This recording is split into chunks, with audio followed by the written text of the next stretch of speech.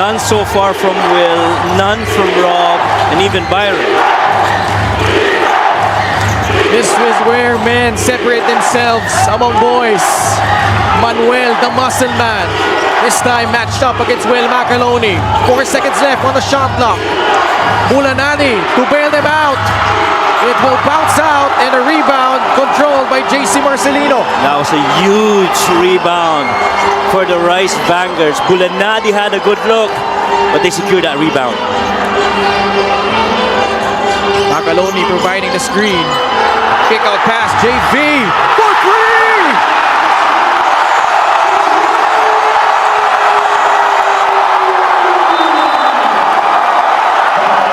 Five straight points for JV Marcelino.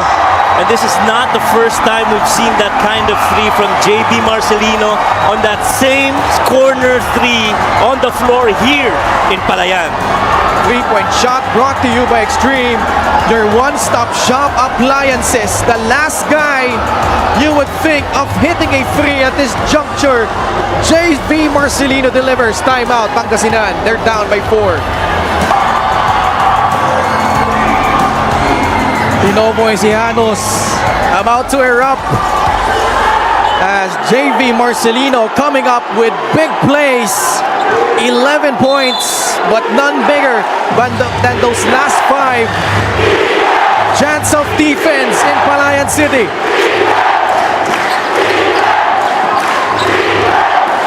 Alin Bulanadi, stolen away by Villarreal. Ahead is Robbie Celis. He will lay it in. Nueva Ecija is up by 6.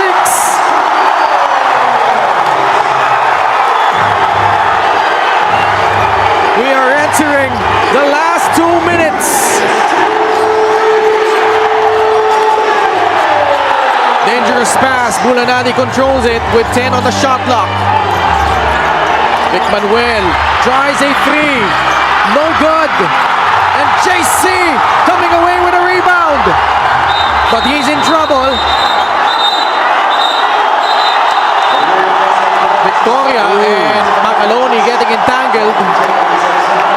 If it's a jump ball, possession arrow pointing to Pangasinan. But there were a couple of really quick technical fouls thrown in there by the refs. I'd like to think, based on how it went, that would have gone to Will Macaloni as well as Lawrence Victoria. See this right here. Secures that ball, holds on to it, couldn't find anyone. Well, he got tied up. Tied up with Mike Mabula. Still no call there. There was pushing. I don't think there was really anything because Macaloni was just trying to clear space for his teammate who was down on the floor. Yes. And it wasn't really a big nudge. Agree. Parang you're trying to keep one of your key players safe from, lahat ng nangyayari sa loob. And I really feel that was a quick technical call by the officials. Because that's going to be big. Because Macaloni, that's going to be his 4th foul. It is a double technical foul between number 8, Lawrence Victoria, his 2nd, and number 14, Will Macaloni, his 4th. Ayun yung masakit. Double technicals. Macaloni, who's been tremendous all series long. Tonight, 12 points and 16 rebounds. Bulanadi.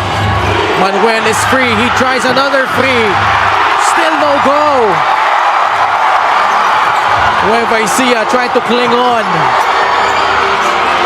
Macaloni swings it to JV Marcelino. A minute and 23 left here in regulation. 8 seconds left on the shot clock of Nueva Ecija. Villarreal. No! And Gabo letting it sail out of bounds. That really would have brought the roof down here. Had the Nueva Ecija Coliseum had that gone in. That was clear space and a good look for the right guy to make a 3. Assist of the game is powered by 747 Live. Dito ka sa Legit. And Rob Celis finishing it off after that turnover forced by Byron Villarreal after stealing that ball away from Alin Bulanadi. Huge possession here for Pangasinan. Gabo turns the corner. He got fouled. And 2 massive free throws coming up for Hesed Gabo. Now, this is a 2-possession game. But still, very close if you ask me. Still a lot of time. Important thing here for Hesed is to make these free throws. Gabo is 3 out of 4 from the line tonight. Sinks in the first. No need to foul yet if you're Pangasinan. A minute left, especially if Gabo can hit both. Oh, you don't need to.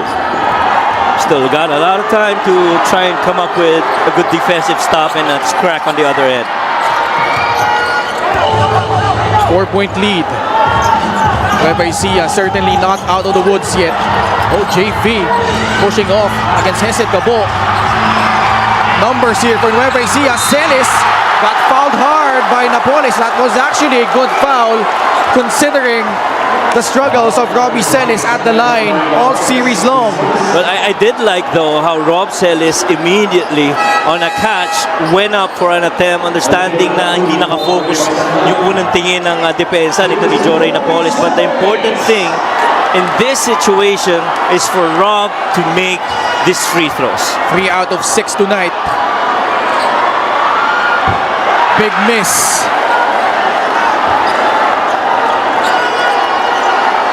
Osbong on the edge. He is now standing up. Nueva Ecija has missed 10 free throws, 24 of 34. Celis rattles in the second. 78-73. Still a lot of time if you're Pangasinan. Gabo. Both teams in penalty. There's a Gabo, he drives, he kicks it out. Vic Manuel, high arcing free, it's good! Lead down to 2! Bob, they tried that numerous of times earlier, but this time, Vic sinks it. And Pangasinan almost coming away with a steal, they will review it. Coach Gerson pleading his players to come back on the bench. Look at that drive by Hesed Gabo on that kick, weak side. We've said it earlier, that side of the floor for us 3 has been friendly for the Heat Waves, and it's still the same result here in this crucial part of the 4th quarter. Let's see which player touched it last. This is gonna be a big call.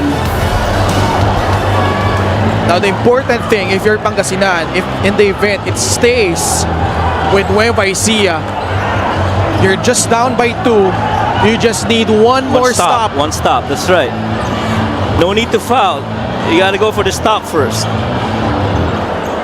Now if you're Nueva Ecija, you still need to continue to execute here. A lot of time left on their shot clock. 18 seconds left.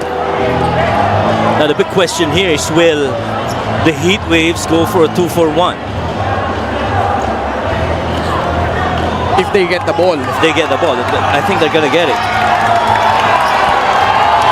Well, whoever team in that matter, whether it be Nueva Ecija or Heat Waves. How about the guts of Vic Manuel after missing a couple of threes? He even had to adjust on that 3rd attempt, but was able to still make it. You see that? That was that ball tap. It was off Gabo, yeah. So Nueva Ecija with a basketball. Coach Don Dulay will sue for time. Still has 2 remaining. Will use one of them. And will stay on the air. And will listen in on this huddle by Coach Don. Well, after nung pagkakatawag na yun ng decision, ang senyas kagad ni Hesed Gabo kay Coach Gerson is challenge, pero hindi ganun ang gustong gawin ni Coach Gerson. He wants one stop. Byron, our zipper play, okay, here, okay. You got the ball here, right? This has got to be important here, okay? We're gonna 4 out here, okay? we're gonna look for Vic. Vic here. Saka mag-zone niyo ko ha. Order na kami pares. Okay lang. Basta makuha lang natin. Yes, ko naman ha. Hey, this is Robbie, right? If this is denied, you gotta flash, okay? You gotta flash. Mr. Mike, go back on defense. Well, it's a hunt game. Now they're trying to hunt for whoever is defending Vic Manuel. He might be the one getting involved in some action, be it a two-man game or he be the one to attack off of it. And they've been successful with that high pick and roll action between JC Marcelino and Will Macaloni. Daming breakdown sa defense ng Pangasinan here in the fourth. They're having trouble inbounding it, and it's Galanza intercepting that pass. Galanza all the way! We are tied at 78 all! Major miscue off that inbound for the Rice Vanguards. Didn't have anyone free. Rob Celis was right there, but he got fronted, and that skip. What a timing on that deflect by Bong, and just the presence of mind to go ahead and finish it despite the defense of JC. That was big. Galanza struggled all series long, making a big play on the both sides of the floor. Another timeout by Nueva Ecija. Well, we weren't able to catch on that timeout by Nueva Ecija. But to your point, Coach Mike, naging 2 for 1 because of that quick steal and basket by Galanza. So for Pangasinan, one good stop. And if they secure the defensive rebound, they have the chance to close it out here in Palayan City. Precisely, Ken. And so this is important for the Heat Waves to remember you do not need to foul.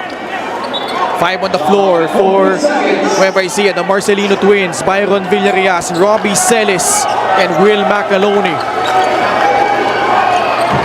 14 seconds left on their shot clock. Zipper action, muffed. Oh, Manuel, not a good foul. Oh, man. They are in penalty. Oh, wow. Something they did not need. And look at the clock. Because at this point, it now becomes possible 2 for 1 for the Rice Vanguards. Macaloni with a clutch free throw. Sniper de Mexico, nanonood na. Pati si Javi pala niya. Si Apports.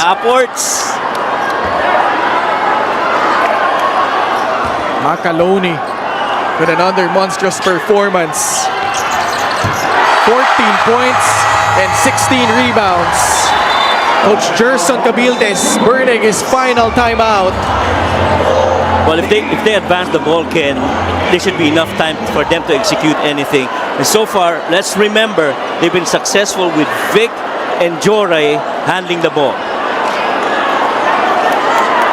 34 seconds left. Let's listen in. Mag-automatic choke yung mga yan. Okay? So relax tayo sa quick double. Good possession.